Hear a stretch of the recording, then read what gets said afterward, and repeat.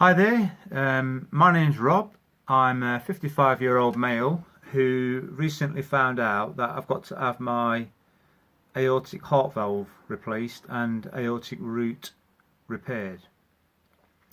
Um, just a little bit of background. In 2003 I was quite poorly, with very high temperatures, fever, headaches, which just didn't clear up, and ultimately I was diagnosed with endocarditis. I had to have a month in hospital on intravenous penicillin, and also a little bit of gentamicin, which is another quite a strong antibiotic. And although I developed an allergy to penicillin about 3.5 weeks in, which meant I come out overall in a quite a big rash, I did make a full recovery. As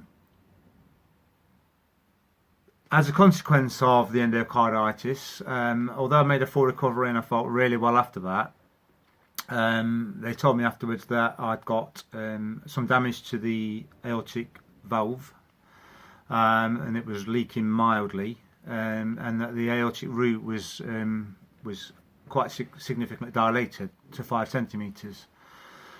And they told me at the time, although at that point there was no need to operate, at some point I would need an operation to sort both those things out. So to replace the aortic valve and to repair the aortic root.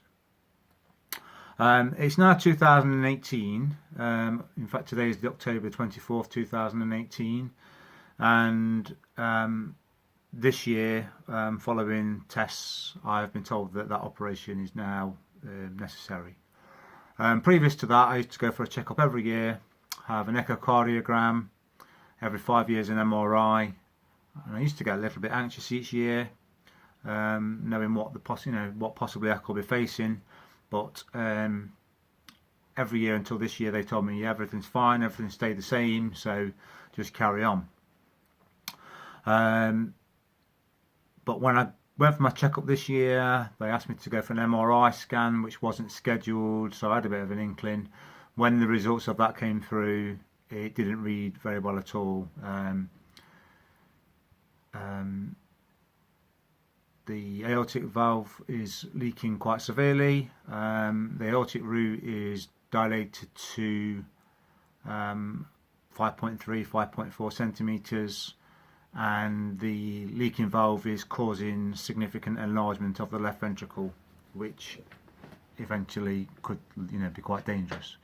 So the consultant has put me forward for surgery.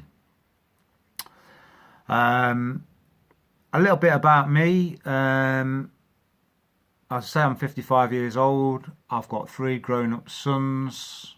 I've got 3 grandchildren. I'm otherwise quite fit and healthy. My main hobby is running, middle and long distance running, and I can be quite competitive in regional and county standard.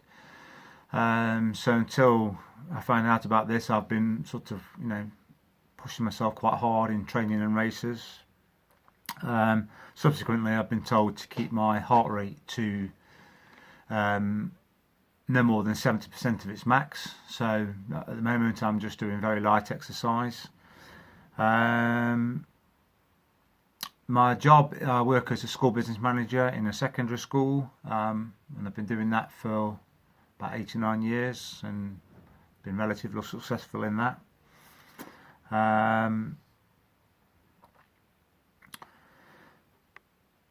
And yeah, so it's all come as a bit of a shock this year, and so I'm posting, I'm doing this video to keep a record of progress, and 2, it may be of interest to somebody else that's going through something similar.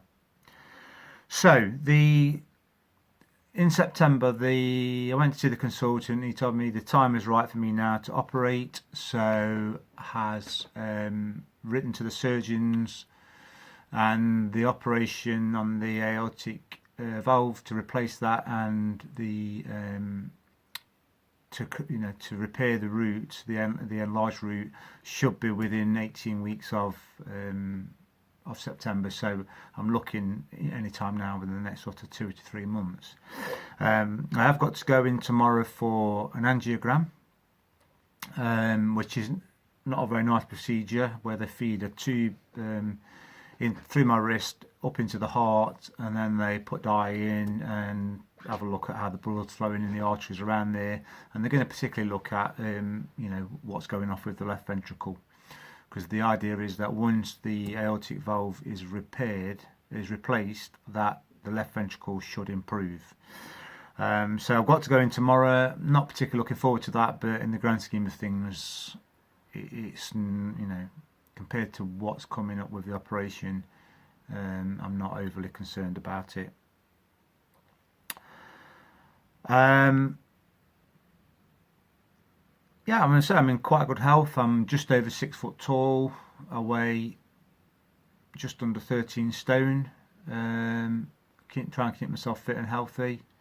I've not had any particular chest pains or breathlessness, other than just when I'm overly exerting myself. I mean, this year I have been feeling quite tired. That could be a sign.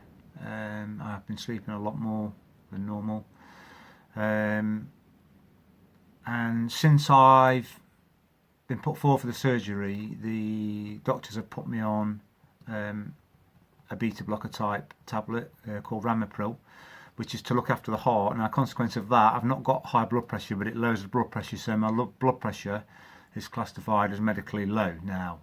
And since I've been on the Ramipril, I've been feeling sort of quite fuzzy-headed, and finding it difficult to focus, and even a little bit unwell. The idea is to start me on a low dose and then titrate up to the maximum dose allowed. When the Ramipril dosage was increased, it did make me feel sort of quite poorly.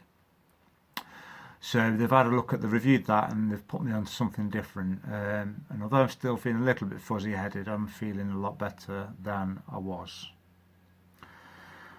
One of the things when I have the operation, I've got to sort of decide, or hopefully I can decide, is what type of valve to have, because there's basically two choices: a metal one, which will last me for life, or a biological one, normally made out of pig skin, that will normally last around about 10 years. It could be 12 to 15. I'm hoping it's longer, and if possible, I'm going to avoid the metal one, because it means you're on warfarin every day, and I still lead quite an active life. I'm quite clumsy, so cuts and bruises are very common with me. So if possible, I would like to avoid warfarin, which means going for the biological one. But like I say, then that means that I would have to have an operation again in the future. But hopefully by then I'll have retired and I'm going to be an old man, and probably slow down quite a bit. So the reason I've done this video is, one is to keep a recording. It may be of interest to somebody else going through something similar, and I'm going to keep updating and posting with any progress. So yeah, here's to tomorrow and the angiogram, and then hopefully I'll meet with the surgeons quite quickly and get a date for the op.